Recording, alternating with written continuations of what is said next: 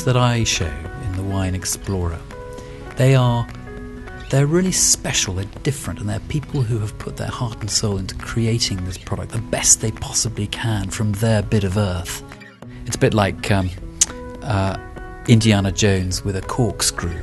I go off and I find these unique, individual, unusual wines which are off the beaten track, and people do get excited about those.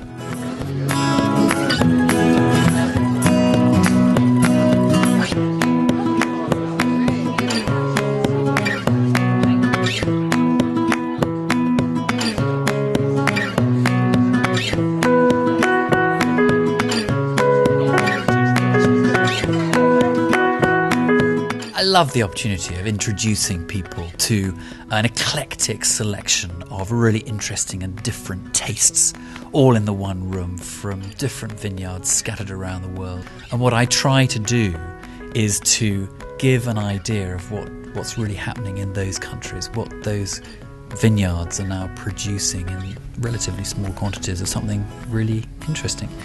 And I think there's such a plethora of different tastes, different styles of wine, all in the same room at the same time.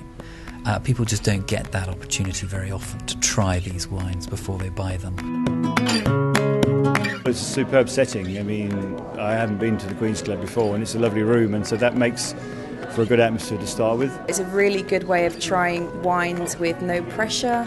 It's great to find wines from vineyards that you've never heard of rather than the big kind of supermarket brands. Plus it's good to hear what his recommendations are. And Graham gave a really useful chat halfway through the evening, which I thought was just spot on. It was just the right length, but it was educational, and it also pointed me to a few of the wines I hadn't tried.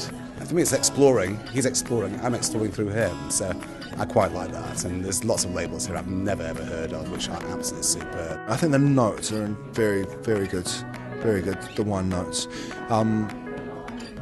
It just gives you that kind of first step into the wine. When you're tasting wines, I find you can spend a lot of time trying to understand the wine. Having that kind of step into it just gives you that little edge to kind of start pulling it all together. Just trying new things and learning new things. It's been great.